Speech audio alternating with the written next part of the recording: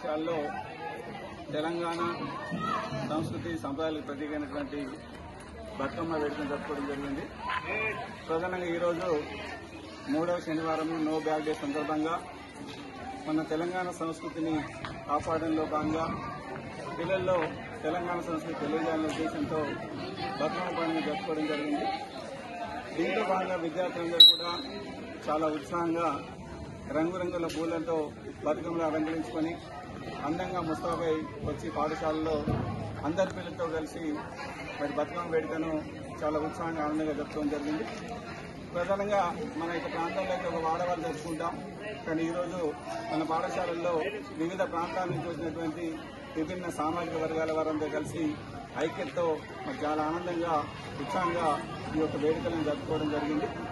తర్వాత ఈ యొక్క బతుకమ్మను నియోజనం కూడా చేయడం జరిగింది.